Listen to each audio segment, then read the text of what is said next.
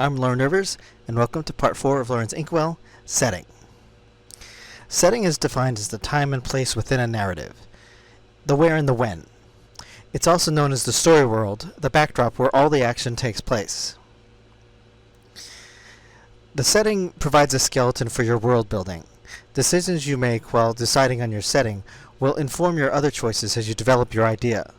For example, if you set your story in a populated city or a small town, it's going to make a significant difference what your character may have access to, what kind of places they may frequent, things of that nature. Now, while it's not specifically a part of setting, typically I also kind of consider it related to genre, which I'll get into a little bit later. But first I want to touch a little bit on the elements of setting. Now, like any piece of your story, it has a lot of different moving parts. One of them is the time period, which is particularly important if you decide to do a period piece. If you set it in a certain historical time period, then a lot of the work is done for you. There are a lot of resources, particularly about different times and places, that you can look at if you need to know what technology they would have available at a certain time period, what certain regions are like, and if you have a little bit more flexibility if you're talking about the future. If it's set in 30 years from now or 1,000 years from now, then what you basically have to do with the time period is that you have to play events forward. How things would develop from where they are now to where they might be. And the exception as far as the time period is if you're doing something like alternate history. Effectively, alternate history kind of boils down to a parallel world, in effect. Think of it like if certain historical events had unfolded differently, if something had happened 3 years later instead of when it actually did, if somebody else had been the person to accomplish some great historical feat, how would things have changed? What differences would that make to your world? Now, in a self-created world, time period typically defaults to present day, simply because if it's an original world, there's really no other setting, no other time period that we would regard as when it could be. Now, this, of course, can be different if you do other related projects in the same story world. Then you can do things like sequels and prequels, but the first one always sets the default as far as the time period. So if you're thinking about doing a bunch of different related projects, for example, showing how an entire lineage develops, figure out where you're starting, and that will be your present time. And then everything before and after is relative to that first project.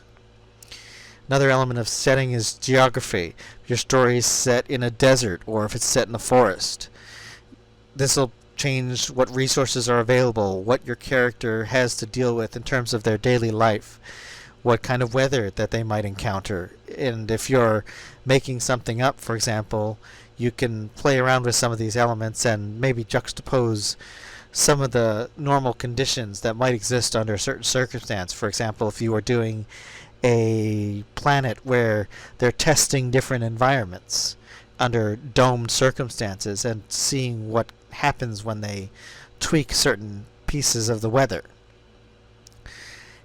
It also affects things like available resources, how much food might be in a certain place.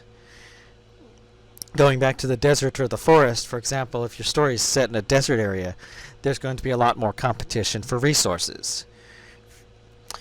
Another element of setting is also culture, the population and how many people you have access to.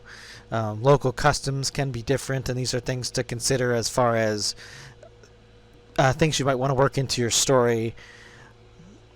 For example, say your character's interested in a local ritual that the native population does or something of that nature. I'd also like to talk briefly about genre, which to me, I always think of it as the type of story you're trying to tell.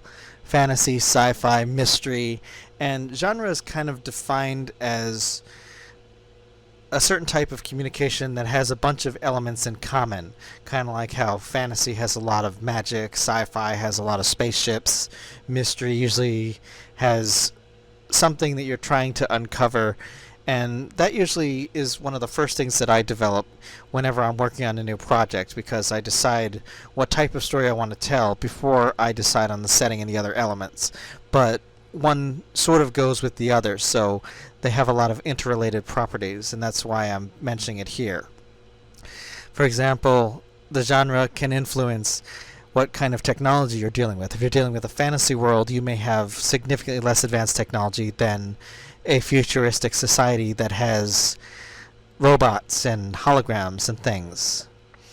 It also might affect what modes of transportation they use. If you're in fantasy, you're probably talking about sailing ships, about horse-drawn carriages, maybe some more advanced things depending on your particular setting, but you're not going to have spaceships in fantasy. Well, actually, I guess you could, because, if you really want to get creative, you could have sci-fi fantasy, which sometimes has elements of both. But if you're talking about sci-fi, usually we think spaceships, teleporter beams, other kinds of technology like that. Now, if you decide to include magic or superpowers in your setting, they don't have a direct effect on those decisions, but worlds are big machines with a lot of pieces, and while they may not directly affect your setting, they may have certain elements that have an influence on how people react to superpowers, how noticeable they might be, or how appreciated they are. For example, if you have superpowers in a small town, it might be perhaps less common for people to spot it, but it might be perhaps something discussed as something the family down the street has a superpowered kid or something. If magic is part of the world, it may be something that everybody uses, that you see as ubiquitous as a cell phone. Or if magic is rare, or maybe if it's forbidden, it's going to have a big influence on how people react to it and how your characters utilize these abilities. With setting, you really want to think about what your story requires. The setting will help you complete the picture that you're trying to paint. If you know you want to tell a isolated character story, then maybe you don't need a big city. Or if you know that you want to tell some sort of a sci-fi epic, that might help determine a lot of the different things you're going to need for your story for you. Now, obviously, you can tweak a lot of the choices once you've decided on setting and genre, and you can always be encouraged to try different things that you haven't seen before. The needs of the story will always help guide you in the right direction. As they say, necessity is the mother of invention, and it really works for determining story choices as well. If you know what you need, it's a lot easier to figure out the other details. It's also important to bear in mind that some settings come with limitations. Now, this, of course, is not necessarily a bad thing, but it might cause you to stretch your writing muscles when you consider, for example, if you're dealing with hard sci-fi, which is things that we know to be scientifically possible. Usually this kind of implies sleeper ships or rotation for gravity. Traveling from one star system to another is not going to be as simple as using your FTL drive.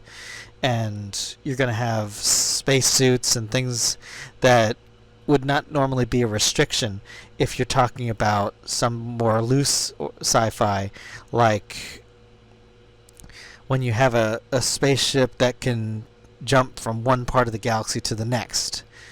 These are going to have an effects on people's careers. Like if you're working on a sleeper ship, you're going to be in stasis for many, many years while the rest of the world moves on without you. This could be an element explored in your story. If you're doing magic powers, then this may be, you may be prevented from taking certain jobs, or maybe you need a license to do your abilities. And think of the setting as also a possible antagonist. If your character is in a survival story, then the environment that they're in can provide a challenge in itself, or something for you to play against while your character is carrying out their story. Also, something else that might be worth considering is that if your character or characters have different attitudes for the setting, it could provide something for your writing to develop further. Like if one character loves the town that they live in, but the other one just can't wait to leave. This could result in one of them trying to convince the other to stay, or maybe the two of them find out that they can be happy somewhere else. But the key thing whenever you're developing your setting is to have fun with it. See what you can do, what develops, and try different things. That's it for now, and I'll see you in part 5, Who's the Main Character? Thanks for watching, and if you liked it, click the subscribe button and leave a comment below. You can also find me on Twitter and a few other places on the web, or support me via Patreon or Ko-fi. Zebra hugs!